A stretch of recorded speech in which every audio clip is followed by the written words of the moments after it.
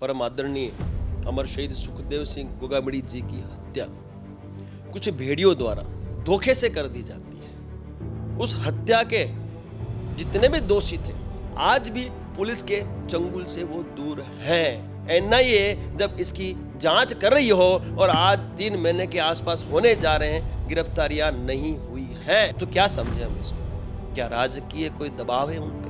6 मार्च को श्रद्धांजलि सभा का आयोजन किया है और उसके पश्चात वहां से हम कूच करेंगे विधानसभा के लिए। जो हमारी मांग है, जब तक उस पर सहमति नहीं होगी, किसी के बाप की ताकत नहीं है वहां से राज शेखावत और उसकी टीम को वहां से पूर्णाहुति दे पाए। कौन कहता है कि आसमां में सुराख हो नहीं सकता, एक पत्थर तो तबीयत से उछालो यारो।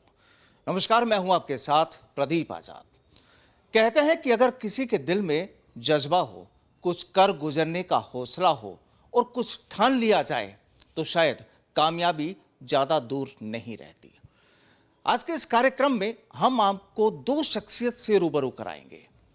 एक शख्सियत वो जो इस समय काफी चर्चाओं में है। दरअसल इनसे जुड़ा हुआ जो मुद्दा है वो भी स्टेट लेवल की बात की जाए या नेशनल लेवल की बात की जाए, दोनों ही जगह पर काफी तेजी से उभरा हुआ है। आपको याद होगा, राजस्थान की राजधानी जयपुर में करीब 2.5 महीने पहले एक बड़ा मर्डर केस हुआ था, गोगामेडी हत्याकांड हुआ था और जिसकी आग पूरे हिंदुस्तान में नजर आई थी।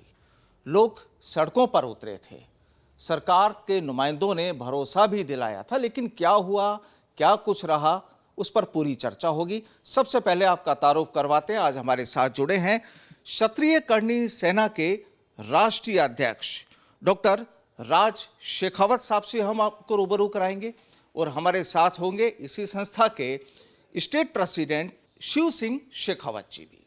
सबसे पहले डॉक्टर साहब, आपका बहुत बहुत स्वागत है हमारे साथ जुड़ने के लिए। सबसे पहला सवाल 6 मार्च का सवाल है कि 6 मार्च को आप बहुत कुछ राजस्थान में बड़ा करने वाले हैं। क्या कर रहे हैं और क्यों कर रहे हैं? 5 दिसंबर 2023 को हमारी अनमोल धरोहर या अनमोल रत्न कहें आप, परम आदरणीय अमर शहीद सुखदेव सिंह गोगामड़ी जी की हत्या कुछ भेड़ियों द्वारा धोखे से कर दी जाती है। उसके पश्चात एक बड़ा आंदोलन स्वरूप लेता है और 11 सूत्री मांग पर सहमति दर्ज हो जाती है। लेकिन उस दिन भी समाज की एक ही मांग थी, एनकाउंटर, एनकाउंटर, एनकाउंटर। और आज भी वही मांग है और आगे भी हमारी वही मांग रहेगी। लेकिन आज तक एनकाउंटर तो दूर की बात है, उस हत्या के जितने भी दोषी थे, मददगार थे और जो भी सूत्रधार थे, आज भी पुलिस के चंगुल से वो दूर हैं। तो हम कैसे मान लें कि देश की सर्वश्रेष्ठ जांच एजेंसी एनआईए जब इसकी जांच कर रही हो और आज 3 महीने के आसपास होने जा रहे हैं, गिरफ्तारियां नहीं हुई है। इस मामले में तो काफी कुछ गिरफ्तारियां हो भी चुकी हैं। अब मैं वही तो कह रहा हूँ जी, काफी कुछ से क्या मतलब है? संपूर्ण हो चुकी है क्या? भाई, एनआईए जैसी जांच एजेंसी यदि जांच कर रही हो, जो इस देश की सर्वश्रेष्ठ जांच एजेंसी है, और उसके पश्चात यदि उनको 90 दिन लगे चार्जशीट रखने में, तो इससे बड़ा दुर्भाग्य हो सकता है। और तो छोड़ो, मैंने पेपर में पढ़ा तो उन्होंने 90 दिन और मांगे हैं चार्जशीट करने के लिए। अब आप मुझे बताइए साहब, इससे बड़ा दुर्भाग्य हो सकता है कि देश की सर्वश्रेष्ठ जांच एजेंसी 90 दिन में चार्जशीट नहीं कर पा रही है, 90 दिन और मांग रही है, तो क्या समझे हम इसको? क्या राजकीय कोई दबाव है उन पे, या कोई मंत्री उनको दबा रहे हैं, या केंद्र सरकार उनको दबा रही है? बाकी साहब, एनआईए चाहे ना तो साहब 1 महीना तो मैक्स टू मैक्स है, गिरफ्तारियां भी हो। और साहब, जब योगी आदित्यनाथ उत्तर प्रदेश में एनकाउंटर करवा सकते हैं, जब कश्मीर में उन आतंकियों, क्योंकि तो आतंकी है, ये तो उग्रवादी है, इन्हें संविधान का डर नहीं है, कानून का डर नहीं है, हत्या पे हत्या सालों से करते आ रहे हैं, उन्हें क्यों पाल के रखा है? भाई राजस्थान की सरकार बन गई, सीएम साहब स्थापित हो चुके, तो अब किस बात की देर है? उन हत्यारों को क्यों नहीं सजा दी जा रही? आज गिरफ्तारियां हुई है, गिरफ्तारी हुई है, क्या होगा? कल चार्जशीट दाखिल हो जाएगी, ये कल छूट जाएंगे, फिर हत्याओं को अंजाम देंगे। अरे भाई इन लोगों का तो एनकाउंटर ही अब विकल्प है, तो हम उसी एनकाउंटर की मांग को लेके या इनकी फांसी की मांग को लेके और सभी दोषियों की गिरफ्तारी को लेके, चाहे फिर वो सूत्रधार हो, मददगार हो, सबकी गिरफ्तारी को लेके हम 6 मार्च को श्रद्धांजलि सभा का आयोजन सभी को एकत्रित करने के लिए, क्योंकि भारतवर्ष से यहाँ लोग आने वाले, पदाधिकारी आने वाले, पूरे राजस्थान से यहाँ लोग आने वाले हैं, तो वहाँ एकत्रित करने के लिए हमने श्रद्धांजलि सभा का आयोजन किया है। और उसके पश्चात वहाँ से हम कूच करेंगे विधानसभा के लिए, वहाँ धरना प्रदर्शन की आवश्यकता पर धरना प्रदर्शन किया जाएगा। मुख्यमंत्री जी को हम लोग जाके रजूआत करेंगे, यदि मुख्यमंत्री जी वहाँ मिले तो ठीक, नहीं मिले तो निवास स्थान पर जाया जाएगा, वहाँ भी नहीं मिले तो उनके कार्यालय पर जाया जाएगा। लेकिन जो हमारी मांग है, जो हमारा मांग पत्र है, जब तक उस पर सहमति नहीं होगी, किसी के बाप की ताकत नहीं है वहां से राज शेखावत और उसकी टीम को वहां से पूर्णाति दे पाए। चलिए शेखावत साहब, आपके पास वापस लौटूंगा। हमारे पास शिव सिंह शेखावत जी भी मौजूद हैं, जो राजस्थान की कमान संभाले हुए हैं क्षत्रिय करणी सेना की। शेखावत साहब, जिस तरीके से डॉक्टर साहब ने बताया कि तमाम जब तक उठेंगे नहीं आप लोग, जब तक की मांगे पूरी नहीं होती या सीएम आपसे मीटिंग नहीं कर लेते हैं, जो भी चीजें हैं, और क्या प्लान है? सबसे पहले नमस्कार आपको, जय करणी माता। मैं आप सबको ये बताना चाहूँगा कि चित्रकूट स्टेडियम में 6 मार्च को 12 बजे अमर शहीद सुखदेव सिंह गोगामेडी की श्रद्धांजलि सभा रखी है। भारत से, पूरे राजस्थान से लाखों की, करोड़ों की संख्या में लोग आ रहे हैं और हमने सरकार को हमारी मांगे बता रखी है। अगर सरकार ने हमारी मांगे नहीं मानी तो हम लोग विधानसभा की ओर चलेंगे और 6 मार्च को ज़्यादा से ज़्यादा संख्या में चित्रकूट स्टेडियम में वैशाली नगर में पधारे। ठीक है, यानी लगातार पूरी जो सेना है, जो संगठन है, वो इस मुहिम में जुटा हुआ है। बिल्कुल, चलिए एक बार वापस रुख करते हैं डॉक्टर राज शेखावत जी का, क्योंकि काफ़ी कुछ सवाल भी हैं, चर्चाएं भी हैं। आज तमाम सवालों पर हम इनसे भी बातचीत करेंगे। शेखावत साहब, 6 मार्च की तो आपने बता दिया कि जब तक सीएम आपसे नहीं मिलेंगे या जब तक आप संतुष्ट नहीं हो जाएंगे, आप वहाँ से नहीं हटेंगे। 2.5 महीने का वक्त हो गया है और जिस समय घटनाक्रम हुआ था, सरकार तो बन चुकी थी लेकिन सीएम नहीं थे, और काफ़ी भरोसा भी, जब आप लोगों का प्रदर्शन था मानसरोवर इलाके में जहाँ पर उस समय बॉडी थी, तो कई भरोसे भी दिलाए गए थे। उन भरोसों का या उन आश्वासनों का या जो पॉइंट्स पर बातचीत हुई थी, वो किस मुकाम तक पहुंची अभी तक? संघर्ष समिति ने 11 सूत्री मांगे रखी थी और आप सब भी जानते हैं, पूरा राजस्थान, पूरा भारतवर्ष जानता है कि उन 11 सूत्री मांगों का क्या हश्र हुआ है।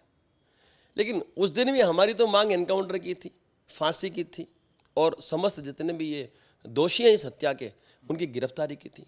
आज भी हमारी वही मांग है। वो सब दुर्भाग्य देखो इस देश का, जंगल राज देखो इस देश का साहब।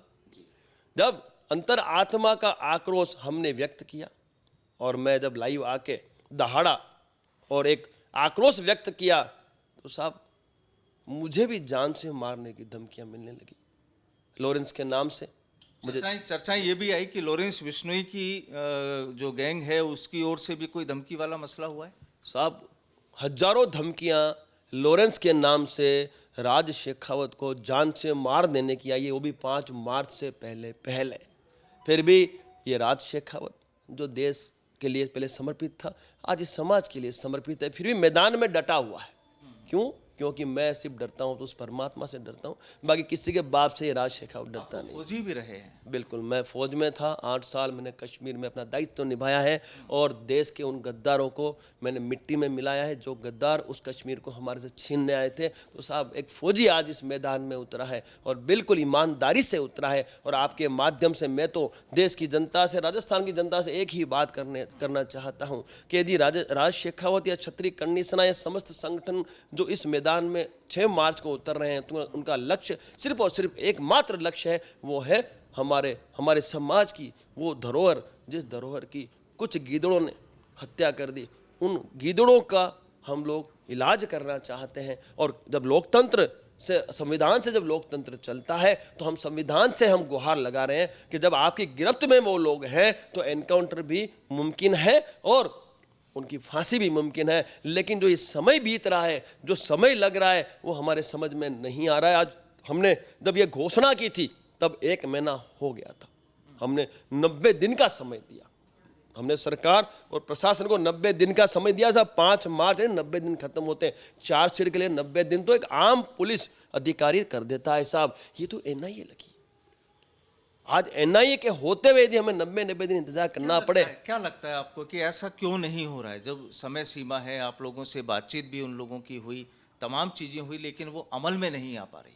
अब साहब सरकारी तंत्र है, राजकीय व्यवस्थाएं हैं, अब जब जांच पूर्ण होगी तब सही मायने में पता चलेगा कि इसके पीछे है क्या चीज।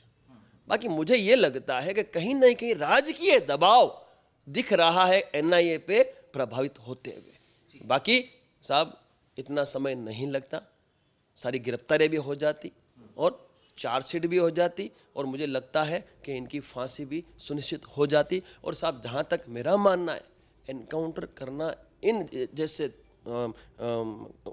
आतंकियों का वो कोई बड़ी बात नहीं है, और ऐसी जो भय का माहौल पैदा करे इस भारत देश की जनता में, उनको वैसे भी जीने का कोई अधिकार नहीं है। मूल रूप से क्षत्रिय करणी सेना जिसके आप राष्ट्रीय अध्यक्ष हैं, तमाम आपका पूरा एक ढांचा तैयार है, उद्देश्य क्या है अगर उद्देश्य पर बात करें? ऐसा है सर, क्षत्रिय करणी सेना की स्थापना सिर्फ और सिर्फ संपूर्ण भारतवर्ष में क्षत्रियों को सत्ता में स्थापित कर कर जनता की सेवा करना है। एक समय था क्षत्रियों ने इस देश पे राज किया और अखंड भारत की रचना के लिए हम क्षत्रियों ने संपूर्ण भारतवर्ष समर्पित कर दिया। उसके पश्चात इन राष्ट्रीय राजनीतिक पार्टियों ने हमारी उपेक्षा की, हमें हाशिए में धकेल दिया, ये आप भी जानते हैं और पूरा भारतवर्ष जानता है, किंतु अब वो नहीं चलाएंगे। हमने गुजरात से शुरुआत की और मुझे खुशी इस बात की है कि गुजरात में सरपंच से लेके आज विधायकों की संख्या में कोई कमी नहीं है, और लोकसभा में भी दिखा दूंगा साहब, भरपूर संख्या में लाके दिखाऊंगा साहब, और राजस्थान में भी होगा, मध्य प्रदेश में भी होगा, और 10 साल सब 10 साल में इस भारतवर्ष में फिर से राज्य राजवाड़ा स्थापित करके दिखाऊंगा। और जनता की सेवा कैसे होती है, एक योगी आदित्यनाथ हमारा क्षत्रिय उत्तर प्रदेश में बैठा है साहब, दूसरी टर्म में आ गए ना, कैसे आए? अपने कर्मों से आए।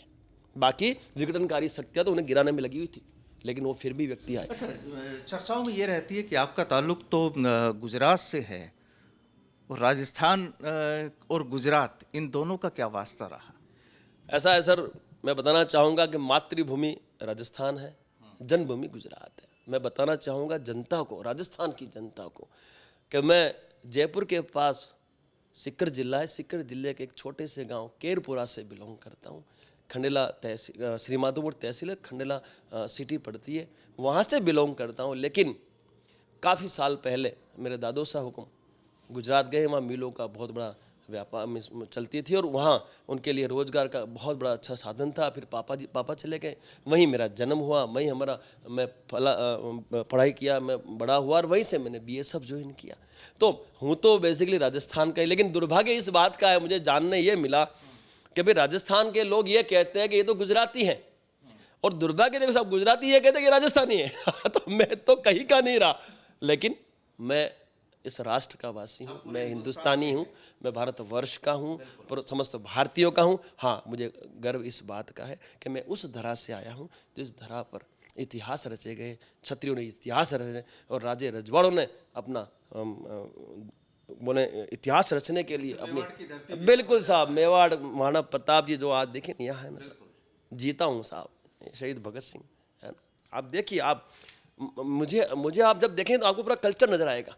मैं उस पर भी आऊँगा, लेकिन उससे पहले एक सवाल, ये एक नागपुर वाला एक मसला, वो भी काफ़ी चर्चाओं में रही वो कहानी कि वहाँ पर जो वाम मेश्राम जी जो थे, उनसे क्या जुड़ाव, आप वहाँ पर पहुँचे, क्या हुआ था पूरा? सर मैं एक चीज़ पूछना चाहता हूँ, क्या अनुसूचित जाति, जनजाति, ओबीसी इस देश के वासी नहीं है?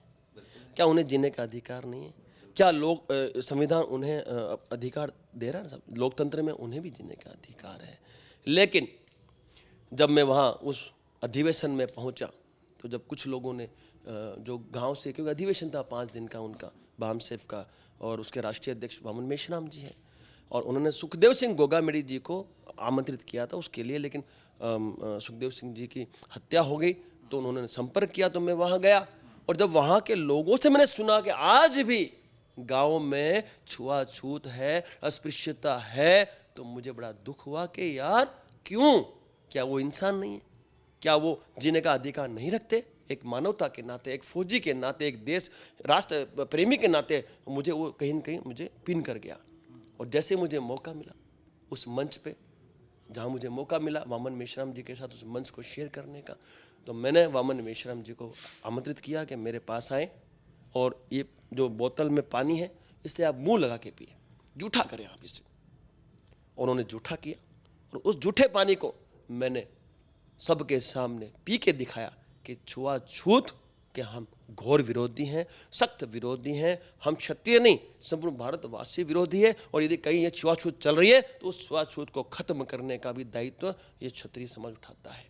कुछ गलत तो नहीं किया मैंने। और मैं आपसे कहूँ साहब, आज चाहे वो अनुसूचित जाति है, जनजाति है, चाहे ओबीसी है, चाहे सामान्य है, समस्त इंसान है, सभी इस देश के वासी है और सभी देशवासियों के लिए राज शेखावत समर्पित है। फौजी आदमी हूँ साहब मैं तो, और फौज में जो जाता है वो तो देशवासियों के लिए लड़ता है और शहीद भी होता है।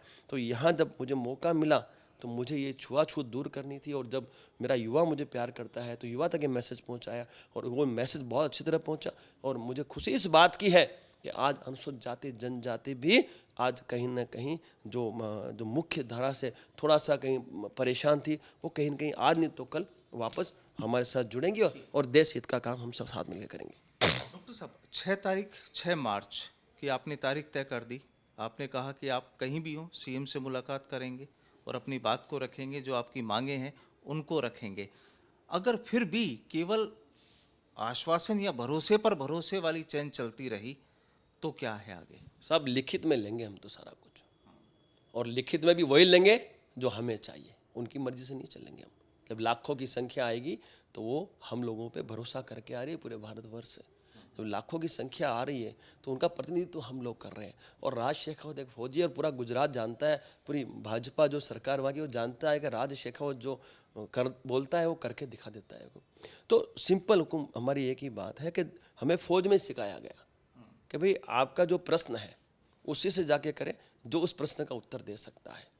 तो अब ये जो मुद्दा है, इस मुद्दे पे यदि न्याय कोई दे सकता है तो मुख्यमंत्री देगा, तो हम दाएं बाएं क्यों जाए? हम तो उसी को पकड़े जो न्याय देने वाला है। तो हमने मुख्यमंत्री को इसमें टारगेट किया है।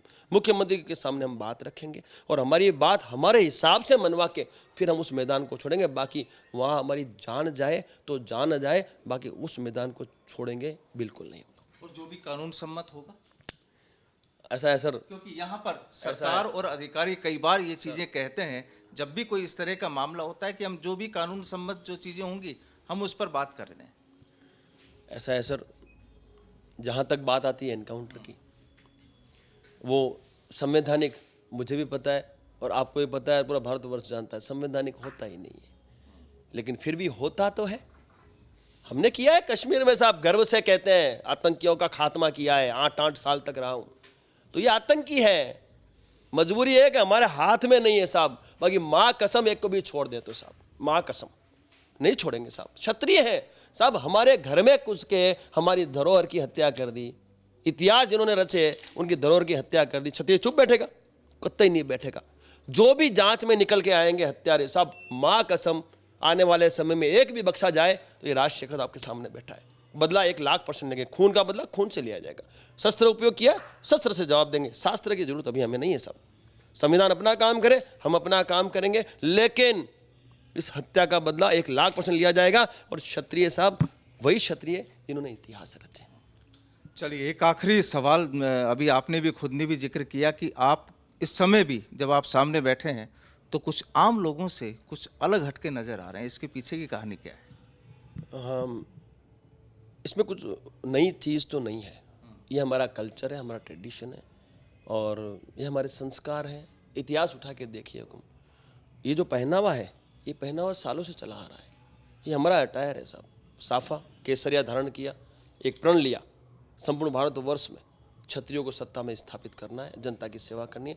केसरिया धारण कर लिया, सफेद वस्त्र धारण कर लिए, भीष्म प्रतिज्ञा ले ली कि ये प्रण पूर्ण करेंगे। मंच त्याग दिया, माला त्याग दी, सब कुछ त्याग दिया। हमें कुछ नहीं चाहिए, हमें तो समाज से इतना ही चाहिए कि हर गांव में आपका कैडर हो। और जब भी चुनाव आए, फिर वो लोकल बॉडी आए, चाहे आपका प्रदेश का है चाहे राष्ट्र का है, उस वक्त आपके समाज का जो व्यक्ति खड़ा है उसे आपको जिता के सत्ता में स्थापित करना, क्योंकि लोकतंत्र के राजे रजवाड़े यही है। चाहे ग्राम पंचायत, जिला पंचायत, विधानसभा, लोकसभा, राज्यसभा, ये लोकतंत्र के राजे रजवाड़े, और वहाँ स्थापित होने के लिए युद्ध नहीं, चुनाव लड़ना होगा। और वो आग हमने लगाई और उस आग का फल हमने गुजरात में पाया और आगे भी हम लेते रहेंगे। लेकिन आप जो ये कह रहे हैं इसमें हमारा कल्चर झलक रहा है। और जहाँ तक दाढ़ी की बात है, मूंछों की बात है, कान में बाली की बात है, सब और ये ऑर्नामेंट्स सब ये बिल्कुल इंस्पायर हुए हैं हमारे पूर्वजों से। और उसको मैं पूरे भारतवर्ष नहीं पूरे विश्व में प्रचलित कर रहा हूँ। मैं पूरे भारतवर्ष में और विश्व में ऐसे ही घूमता हूँ और लोग इसे एक्सेप्ट भी करते हैं। और साथ ही साथ युवाओं को मार्गदर्शित करने के लिए मैंने ये शहीद भगत सिंह जी को स्थापित किया कि ये है तो यहाँ टोपी नहीं है, ये है और ये है।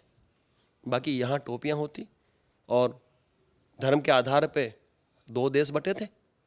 भाई मुसलमानों को तो उनका राष्ट्र मिल गया, हमारा राष्ट्र लेने जाएं यानी तो मिलाकर ये अब माना जाए कि जो सरकारों के भरोसे हैं उन पर पूरा आप लोगों को भरोसा नहीं। आपकी जो मांग है वो पूरी होनी चाहिए, उस मांग पर आप रहेंगे। 6 मार्च की तारीख आपने नियत कर दी, तय कर दी, और पूरे राजस्थान और हिंदुस्तान से लोग जयपुर पहुंच रहे हैं।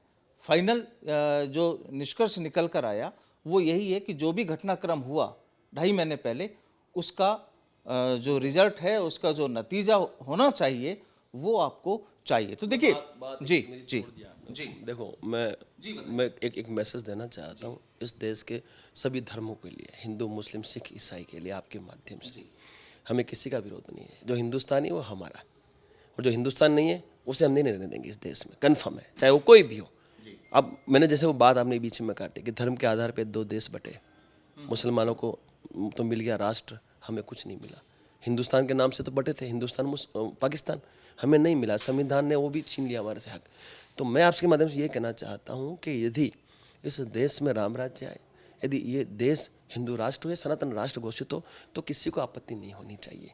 क्यों नहीं होनी चाहिए? क्योंकि जिस तरह से पाकिस्तान मुस्लिम राष्ट्र होने के बाद भी वहाँ हिंदू, मुस्लिम, सिख, ईसाई रहते हैं, तो यहाँ भी रहेंगे, आपत्ति क्या है? इसलिए जो भ्रमित किया गया है राजनीतिक पार्टियों द्वारा, ये जो देश की जनता को भ्रमित ना हो। आप इस देश के वासी हैं, हिंदुस्तानी हैं। आप विभाजन के वक्त आप यहाँ रह गए तो आप हमारे, हम आपके, आप हमारे, तो आपको डरने की आवश्यकता। लेकिन आप ये जो सनातन राष्ट्र की घोषणा या हिंदू राष्ट्र की घोषणा या फिर राम राज्य की बात आए तो विरोध ना करें। तो देखिए, कुल मिलाकर यहाँ जो बातचीत में जो सार निकला, कुछ अलग अलग मुद्दे हैं। यहाँ पर जो क्षत्रिय कर्णी सेना की ओर से जो सीधे तौर पर ऐलान कर दिया गया है कि 6 मार्च की वो जो तारीख होगी वो यहाँ पर काफ़ी कुछ नतीजा लेकर आ सकती है। और जिस तरीके से डॉक्टर राज शेखावत ने जो ऐलान किया कि जो घटनाक्रम हुआ उसका हमें सरकार ने जो भरोसा दिलाया उस पर भी कुछ नहीं हुआ, और हमें जो मांगे थी उन्हें पूरा किया जाना चाहिए। बहरहाल ज़्यादा वक्त बाकी नहीं, 6 मार्च की तारीख भी करीब है, और सरकार क्या करती है, जिन पॉइंट्स पर समाज को भरोसा दिलाया, लोगों को भरोसा दिलाया गया था कि हम ये कर देंगे या वो कर देंगे, तमाम जो चीज़ें हैं उन पर आगे आने वाले वक्त में क्या परिणाम निकलते हैं वो देखना बेहद ज़रूरी भी होगा और दिलचस्प भी होगा। बहुत बहुत शुक्रिया डॉक्टर साहब हमारे साथ जुड़ने के लिए, और शेखावत साहब आपका भी बहुत बहुत शुक्रिया। फिलहाल आज के इस कार्यक्रम में इतना ही। नमस्कार।